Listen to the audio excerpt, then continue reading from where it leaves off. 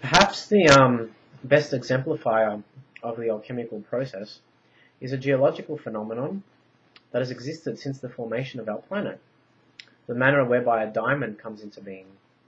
This precious stone is but an allotrope of carbon, one of the most abundant minerals on the planet.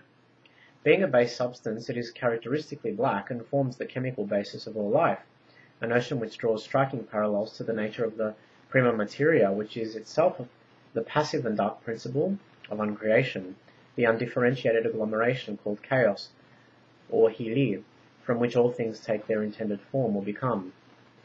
Carbon is also inert and lackluster, the dross and detritus standing at the lowest end of the divine hierarchy of purpose. The same can be said of the prima materia, which is amorphous and thus rock bottom on the evolutionary ladder of consciousness. In an event that seems to defy all logic, carbon subjected to searing heat and pressurized forces deep in chasms of the Earth's mantle magically transforms into a scintillating and supernal stone called diamond. Its defects and impurities are minimal, and it can inflict damage without suffering any physical detriments in the process. Furthermore, diamond is colorless and transparent, yet it is more than able to disperse light in differing colors and hues. By comparison to all other stones, it is flawless. If an eternal incarnation, or reincarnation should I say, of this sort could come of any such a sullied substance as carbon, by subjecting it to intense fires within the hermetically sealed womb of the earth, then shouldn't it also be possible for the souls of other dross substances to be purified in an artificially created one, in the alembic and the athanol of the laboratory, with exactly the same outcome? Deductive logic of this kind and caliber is quite indigenous to alchemical thought, a tenet vindicated by the fact that diamond is both an epithet and a synonym for the idealized concept of the philosopher's stone. The alchemist sought to create indestructible forms through natural processes that were to be imitated, perfected, and augmented.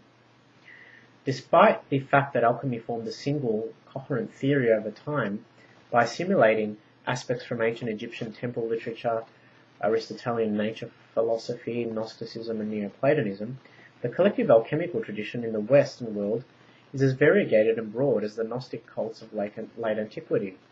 Alchemy has shaped and has been shaped by the ancient philosophical traditions, mysticism, the Benorsic and mechanical craft practices of metallurgy and glassmaking, religious, political, and social movements, literature and the fine arts, as well as having laid the foundations for the emergence of chemistry in the 18th century.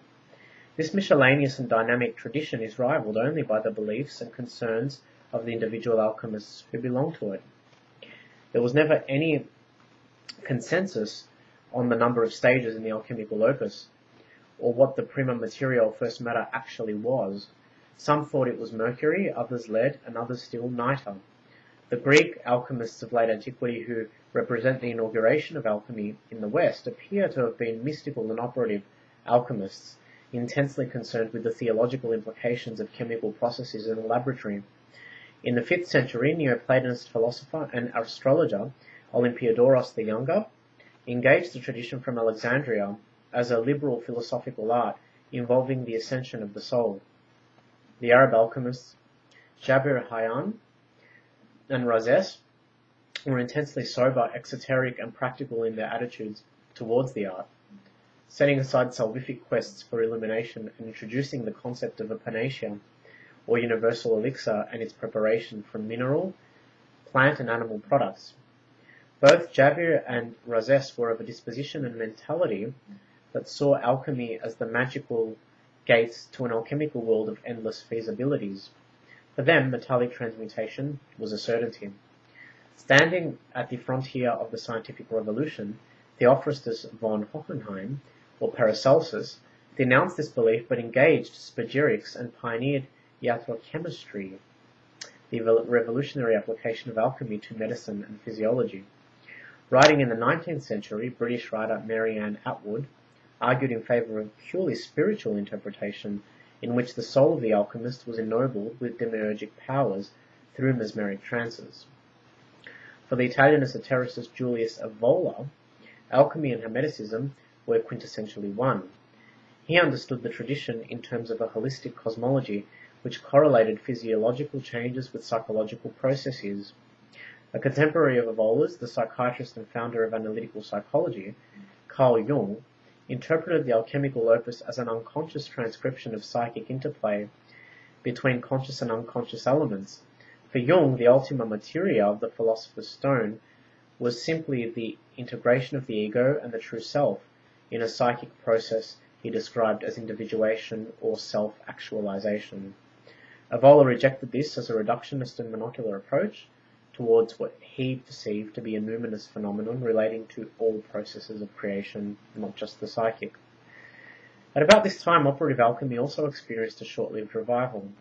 In 1832, a practical alchemist from France named Cigliani published a manuscript in which he claimed to have succeeded in synthesizing the heavy red powder, the red stone. Cigliani was also apt in asserting that the scrupulous and drawn-out endeavour lasted 37 years before he finally succeeded. A similar claim was made by Albert Richard Riedel, the self-styled Frater Albertus, who founded the Paracelsus Research Society in Salt Lake City in Utah. During the time that the facility was operational, Albertus declared to have extracted the essence or oil of lead, copper, and gold. When occultist and writer Israel Regardie visited Albertus at his research center, his purely spiritual conception of alchemy went out the window.